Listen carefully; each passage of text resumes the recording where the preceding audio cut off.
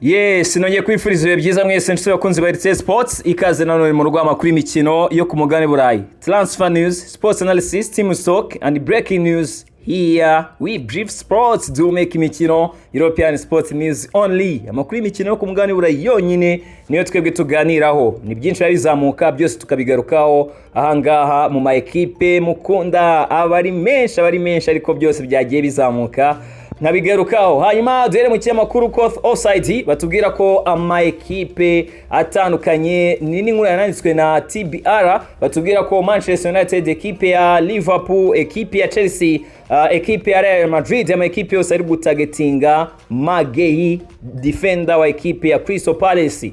Hanyuma umunyamakuru Iremereye ni ubitubwira neza cyane tubwira situation ya Maguire ukimeze nuko biteye kuri uyu musore. Iremereye akatubwira ati I said months ago that Maguire is going to be one of the most in demand bossman free transfer of all time, and that is how it is shaping up. Ati nabigarutseho nabivuze mu mezi ashize mbabwira ko Maguire n'umukinnyi uzaba ari free udafite amasezerano uzaba shakishwa n'ama equipe menshi cyane. Ati every major club in England now including Manchester United are keen race abroad. It is who is who of world football from Real Madrid and Barcelona to Bayern Munich and Inter Milan. He's going to have his peak. Ati mu gihugu cy'Ubwongereza Manchester United nayo yamaze kubibyinjiramo yamaze kubijyamo. Ati mu gihe abroad cyangwa se hanze y'Ubwongereza ama equipe ya Real Madrid, equipe nka Barcelona, equipe ya Bayern na equipe ya Inter Milan nayo yamaze kugaragaza ko ari interested kuri Maguire. Akavuga ati ni uri buze ko ayihitiramo. But I'm told as relaxed as he is on the pitch, he mirrors that of the pitch, but that is another big part of his appeal.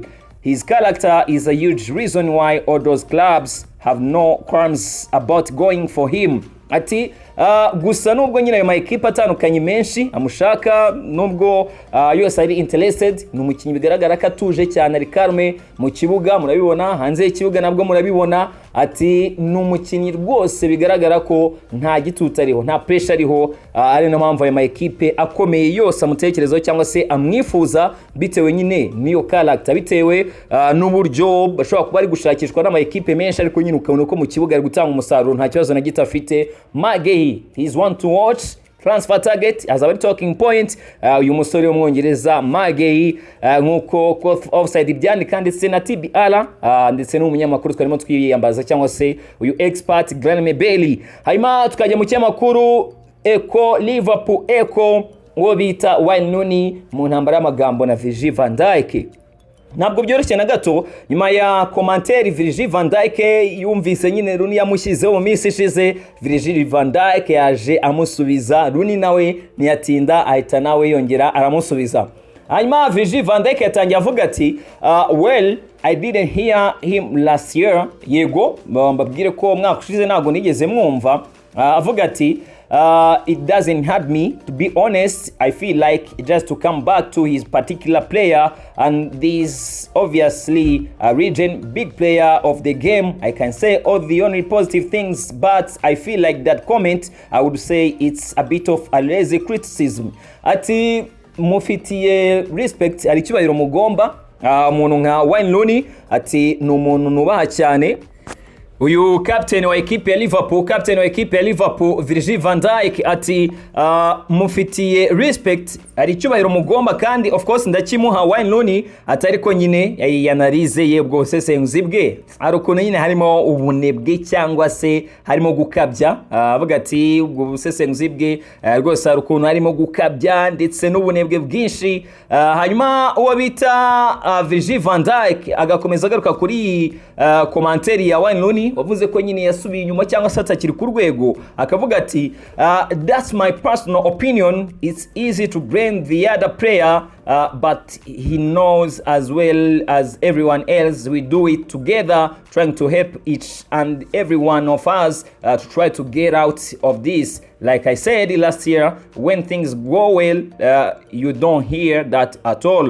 It is what it is. Ati nkuko mbibabwira, iyo umuntu ari kwitwara neza, ibyo ngibyo nyine ntago abantu bazana izo criticism cyangwa se ntago bagukritika muri ubwo buryo. Ati umwaka ushize twari tumeze neza, ibyo ngibyo ntago nigeze mbyumva abantu bavuga ko nasubiye inyuma. Ati yego ni bitoroshye na gato turimo nka equipe, ariko nyine turi gukorera hamwe kugira ngo turebe uburyo twabisohokamo. Virgil van Dijk avuga ati twebwe turi kugerageza kureba uburyo twagaruka kuri top form, kuri top level. Hanyuma akatubwira ati you have to do the job as well, so it is what it is, it's part and parcel when everyone has an opinion and you have to deal with it. Ati buri wese nyine afite opinion cyangwa se ukuntu abibona, nshobora kujya gusesengura nyine ni ibyo ngibyo byakira gutyo, nta kintu nge bintwara, ariko umuntu nyine bagomba guhangana nabyo, umuntu bagomba guhatana agahangana nabyo.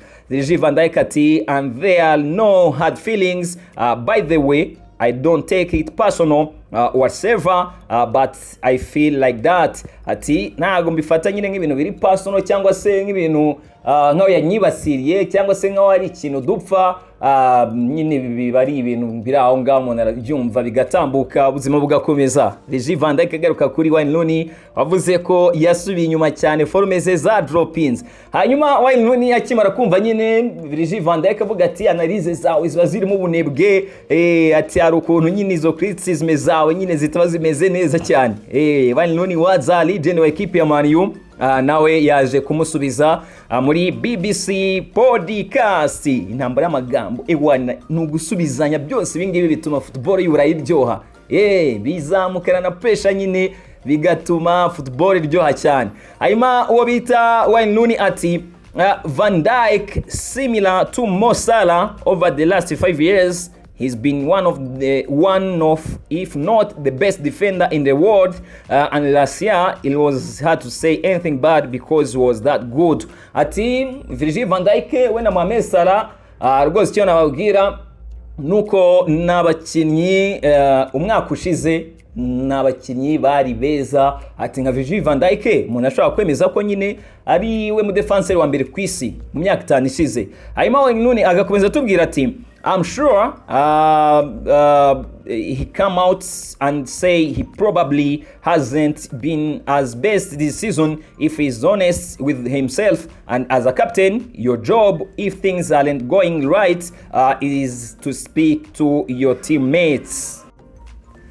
Hanyuma uwo bita Wayne Rooney akavuga ati inshingano z'umukinnyi iyo uri captain, iyo ibintu bitari kugenda neza ntabwo uza guhangana cyangwa se nguze kuvuga amagambo menshi, ahubwo mushakira hamwe igisubizo. Ati aramutse yibwije ukuri nawe ubwe nyine akicara akibwiza ukuri nuko ibintu bitameze neza. Ati abaye nyine yibwije ukuri, Wayne Rooney nawe nyine urumva ntabwo yari kureka kuza kumusubiza, avuga ati ahubwo ugomba gukorana inama n'abakinnyi bagenzi bawe. Akavuga ati ibyo ngibyo rero and that's really what I was saying as a captain, as a leader, I'm sure he will have been doing that. Tagakwiye ko ari gukora ibyo ngibyo. I've got full respect for Virgil van Dijk. I think he's a fantastic player. My job now as a pundit is to give my opinions on what I feel.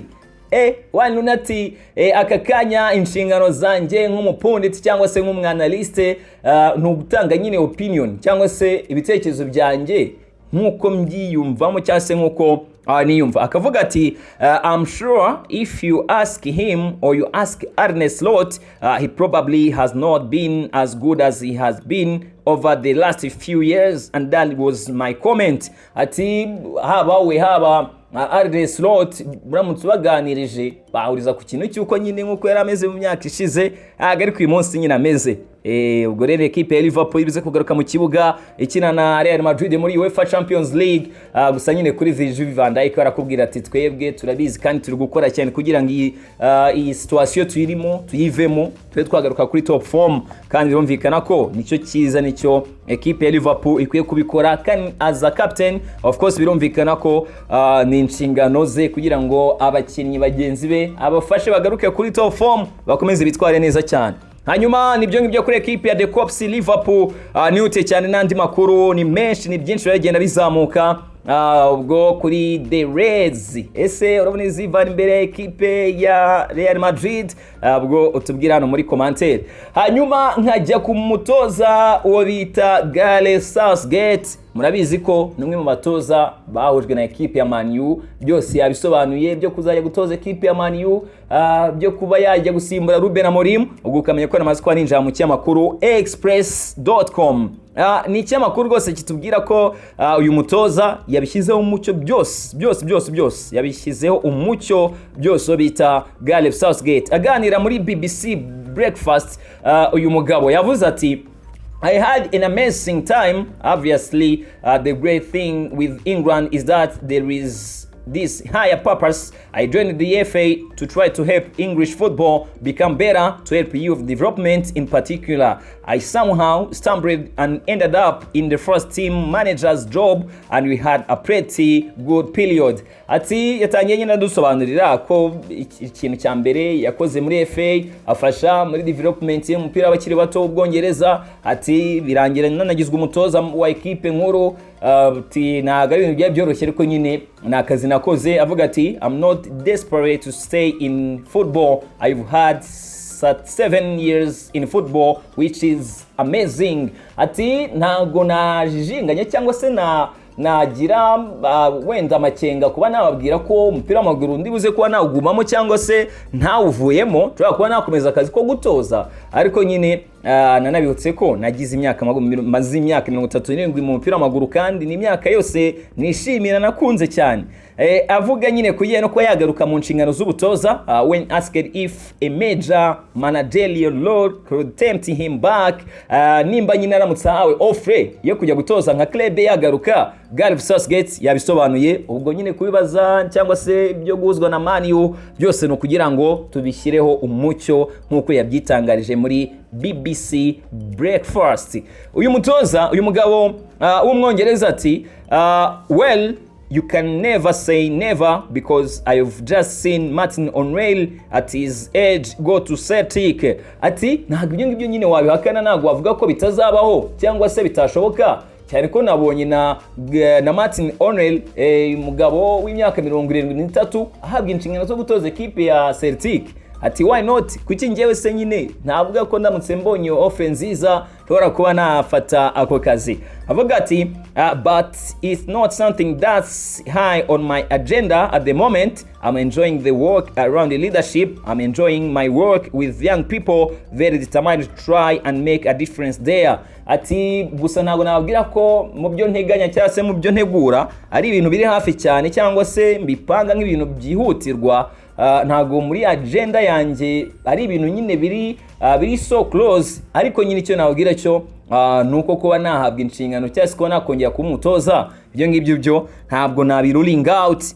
Ati nagize imyaka 37 myiza muri football, ku buryo nyine aka kanya ntababwira ko inshingano nzihawe ntazikora, ariko ndi gukorana n'abakiri bato, ndafasha mu bijyanye na leadership n'imiyoborere, kandi nakazi ndi kuryoherwa nako. Gareth Southgate agakomeza dusobanurira atubwira ati and so no, I'm very relaxed about not being in football at the moment. Ati rero aka kanya oya njyewe ndatuje cyane, ntabwo ibijyanye n'ubutoza ari ndi gutekerezaho aka kanya, cyane ko uyu mugabo mu minsi ishize ndibutse ko yari addressed muri Aspire Academy Global Summit yabayeho, ari kumwe n'abandi bagabo batandukanye, barimo Carrie Lloyd, barimo Rafa Benitez, barimo Wilfried Nancy, barimo Alejandro Nesta, rwose muri Aspire Academy Global Summit. Ahangaha niho amazi iminsi nyine nkuko arimo arabitubwira ati mwakiri bato, ndetse se no kuba nakorana nabo ngabo nibyo ndi gushyiramo imbaraga cyangwa se nibyo mpugiyemo.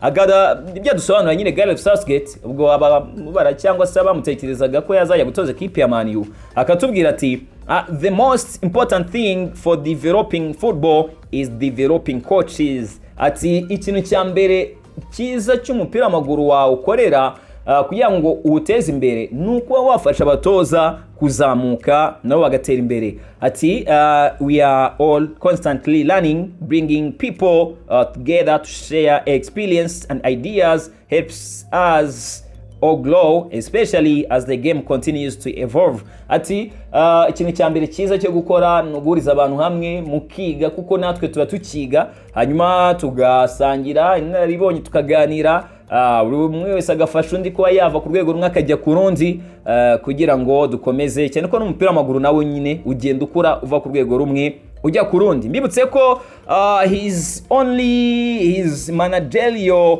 experience on club level, donc ibijyanye na kariyeri mu butoza atoza equipe ya club. Uyu mugabo aberukamo kera ko aberukamo muri sama ya 2006 kugera October 2009 yatozaga equipe ya Middlesbrough ball equipe ya Middlesbrough. Mubwire ko icyo gihe yanasafarinze relegation muri Premier League ubwo mwaka w'imikino 2008 2009 warangiraga yari umutoza wayo. Gusa nyine muri equipe nationale muri equipe y'igihugu y'Ubwongereza ibyo yakoze cyangwa se ibyo yagejeje kuri English football nkuko yarimo bigarukaho nyine nkuko biri mu byamujyanyemo mu mupira w'Ubwongereza.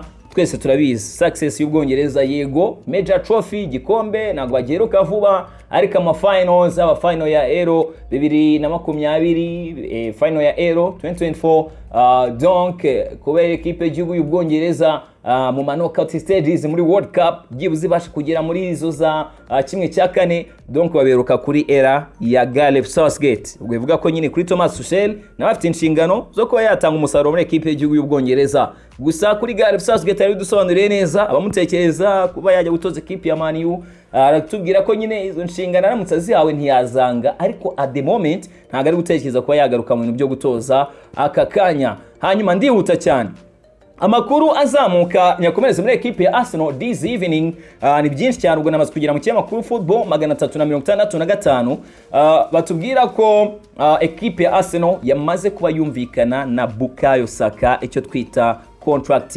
extension. Anga ndi buse kwita niyambaza football expert transfer guru Fabrizio Romano bitubwira ubwo yarimo naganira na Give Me Sport GMS. Fabrizio Romano atubwira ati yes he would be among their top earners. Ati yego ari buze kuba mu bakinnyi bahembwa amafaranga menshi cyane muri equipe Arsenal. The length of the contract is being discussed but talks are very positive, so I think a new deal will get done. Ati amasezerano ye mashyashya ukuntu azabareshya nicyo barimo baraganira. Ati ibiganiro biri positive biri kugenda neza. Ati ndanatekereza ko rwose iyo deal amasezerano mashya bari buze kuba bayasinya nta kabuza na gato.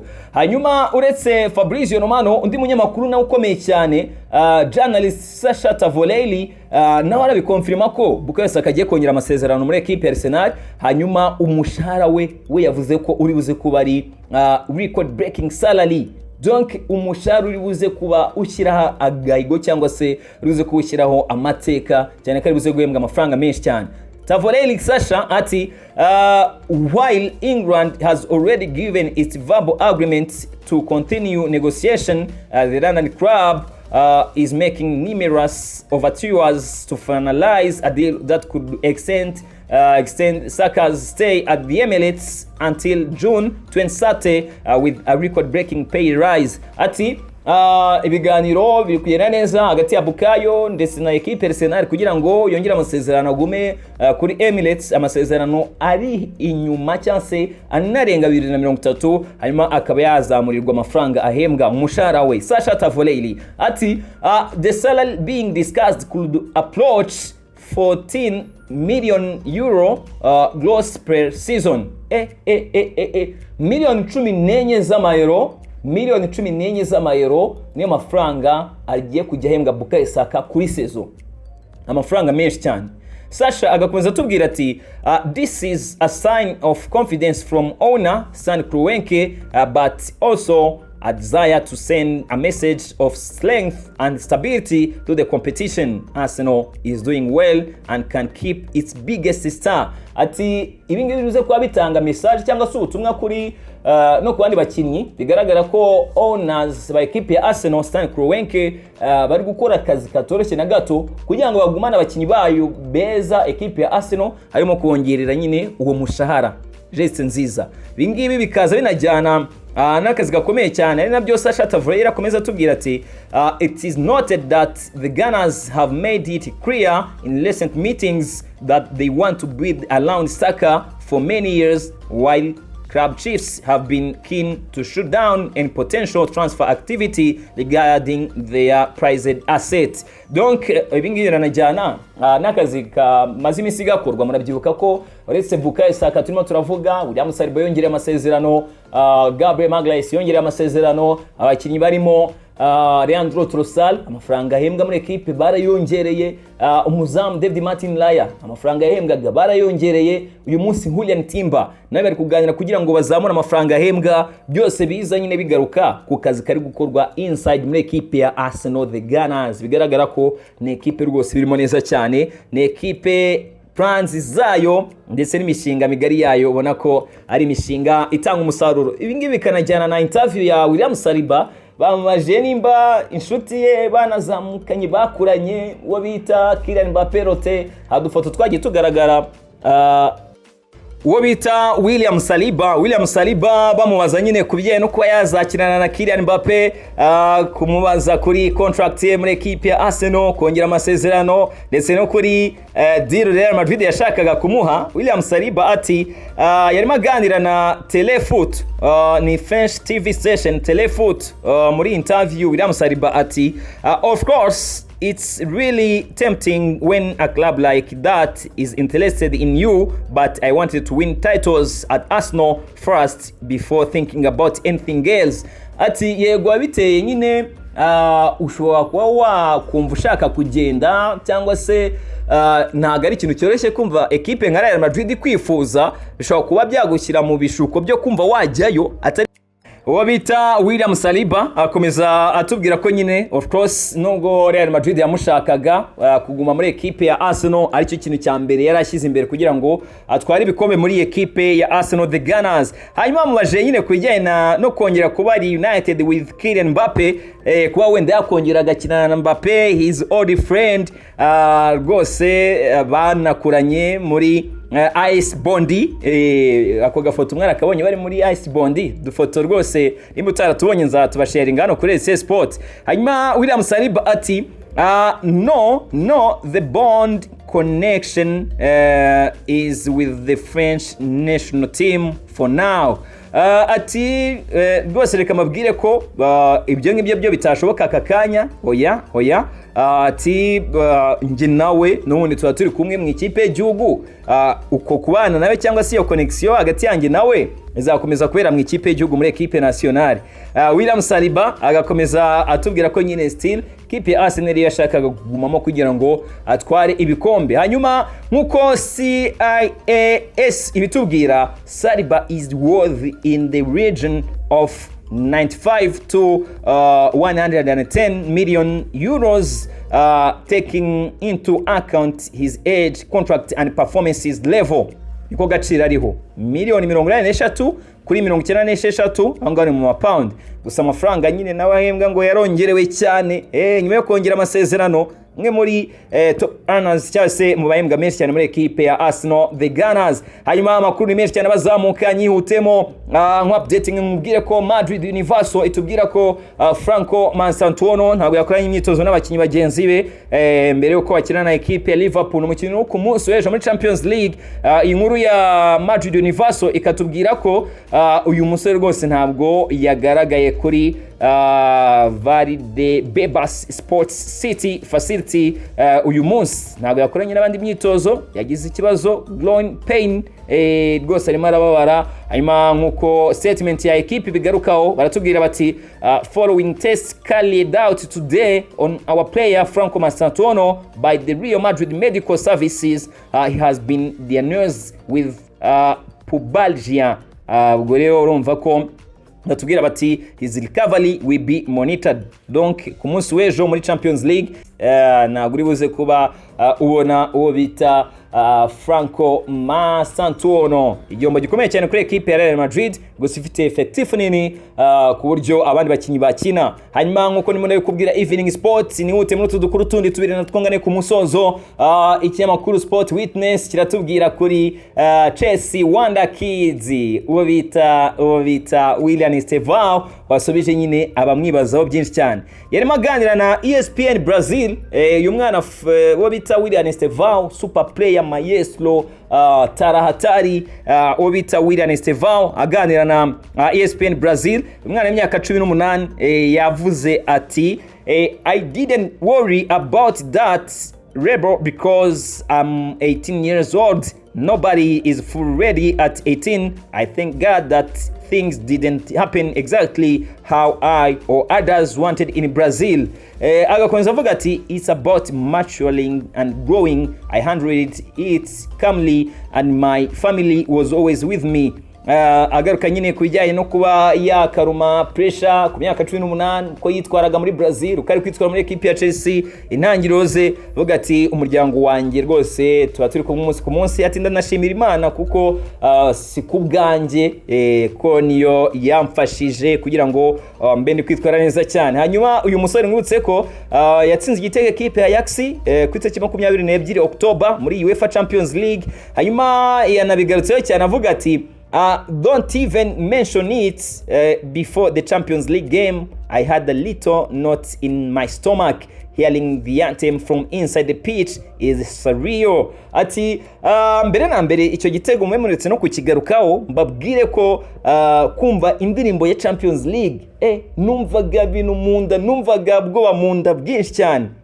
Yagaruka nyine ku bihe byiza cyane akomeje kugira muri equipe ya The Blues obita William Estevao, umwe mu bakinyi bari on form current muri equipe ya The Blues. Ngutse ko na equipe ya Chelsea rwose yamusinyishije kuri miliyoni 52 z'amapound ya equipe y'umutoza Enzo Maresca. Ukamenya ko nyine ya equipe ya The Blues turibuze gukomeza kugenda tuyigarukaho nayo any update yindi ribuze kubizamuka uribuze kuyikurikira ahanga kuri RC Sports mu rwama kuri imikino yo ku mugabane Burayi. Hanyuma les amis, akandi gakuru muri equipe ya FC Barcelona inkuru izamuka nuko ku muzamu uwo bita maestro Yohani Alicia itariki yaribuze kwagarukiraho mu kibuga yaje kuba igarukwaho itangazwa. Uyu musore nyuma yuko yaramaze igihe kirekire mu mvune, murabyibuka ko tariki 27 September nibwo yakorewe surgery mu kaguru ke k'ibumoso mwivi. Ubwo rero cyane no kuyu munsi muzamu wa Chelsea niwe wari gukina gusultan aribuze kubagarukiraho uyu musore nkuko Sport ibyandika aribuze kubagaruka nyuma ya international break. Uyu musore w'imyaka 24 uwo bita Yohani Alicia akaba agomba kugeruka rwose tariki 8 tariki 8 yes tariki 8 ubundi muri weekend November yagakwiye kuba hari, gusa nyine nyuma ya international break nibwo rwose ashobora kuzakoreshwa uwo bita Yohani Alicia.